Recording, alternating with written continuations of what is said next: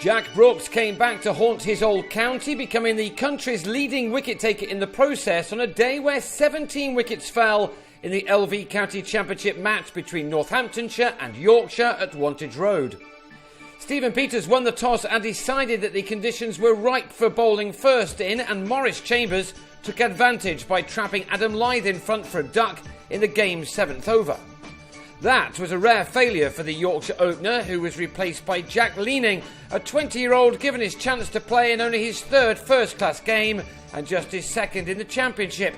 He and Alex Lees made steady progress against the new ball as their side looked to score big again, something they've done for most of this season. But as it turned out, they were not able to do that here. On 15 and with the total on 28, Lees edged a ball from Azarullah, which just lifted on him a little, giving Ben Duckett a catch behind. Andrew Gale came and went in a hurry, nicking Ian Butler to Andrew Hall before the batsman had troubled the scorers. It was an excellent start for Northants, a side which has lost its last 4 championship matches, and it got even better for them when Hall found the edge of Leaning's bat to have him held at slip by James Middlebrook after making 15. Johnny Bairstow was then out in a familiar way, playing on the drive off Butler, a wicket which left the visitors in some trouble on 45 for 5. With Kane Williamson off with his countrymen, Yorkshire gave a championship debut to the big-hitting Aaron Finch, and the Victorian didn't disappoint by driving Butler over extra cover off the back foot for quite extraordinary 6. He put on 42 runs with Adil Rashid, who was the next to nick off, as Butler struck for a 3rd time to leave Yorkshire on 87 for 6. And when Finch fell for a top score of 34, dragging a ball from Azarullah back onto his stumps, the away team were in a hole on 95 for 7. Northamptonshire were dismissed for just 94 when these sides met in Leeds in April, but the boot was firmly on the other foot when New Zealander Butler got a ball to move back a lot off the pitch to bowl Tim Bresnan, who became the 3rd man out for naught after he'd been released by England earlier in the day. It was a fantastic performance with the ball from the First Division's bottom club, and when Azarullah had Stephen Patterson taken behind by Duckett, Yorkshire were left on 110 for 9, certainly not the start that they would have been dreaming of. They made it to 136 in the end, with Liam Plunkett clipping Butler for a well-timed 6. He and Brooks were able to add what could turn out to be an important 26 runs for the last wicket. The innings was still ended in the 41st over though, when Plunkett on 25 got a feather off an attempted big hit off Chambers. Butler was the pick of the Northamptonshire bowlers with 4 for 41, as this game was already moving on at a pace. Northamptonshire now needed to make the most of the work of their bowlers, and Peters began brightly with an early 4 off Brooks, who came into this match with 26 championship wickets under his belt. It was Bresnan who should have had the breakthrough though, only to see Yorkshireman Middlebrook given a life at slip by Finch.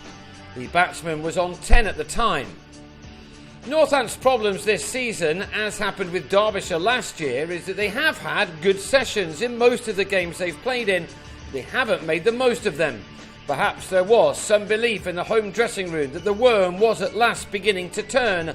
As Peters and Middlebrook opened up with a brisk stand of 44, the deficit quickly reduced to only 92 runs.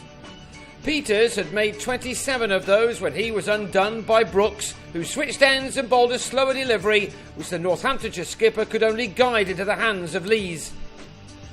Brooks, who had 4 seasons at Northampton and was now playing in his first competitive game back at his former home, took his tally of championship wickets against them this year to 10, when he then bowled David Sales, who didn't really know whether to stick or twist. Then, after a Plunkett over went for 16, Brooks levelled Stephen Finn at the top of the wicket-taking charts this summer by trapping Matt Spriegel in front with a total on 84 for 3. Yorkshire were fighting back.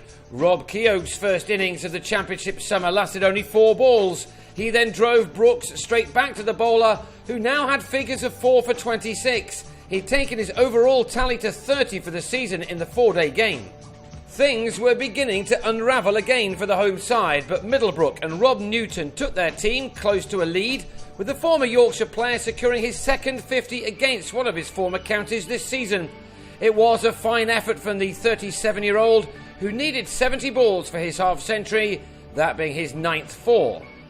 It was, by some way, the innings of this bowler-friendly day. His partnership with Newton was worth 39 runs, with the latter pulling this 6 off Brooks in his score of 19.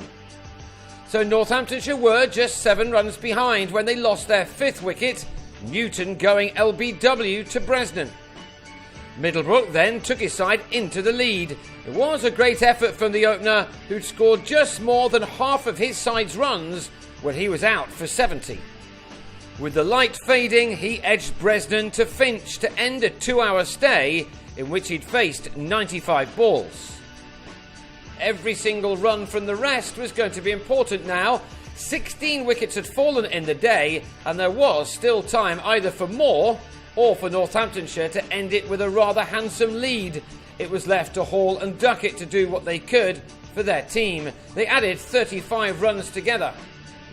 But just before a second break for bad luck took the players off 10 overs before the scheduled close, Plunkett won an LBW decision against Hall, who was the 6th man in the day to go with a score between 10 and 20.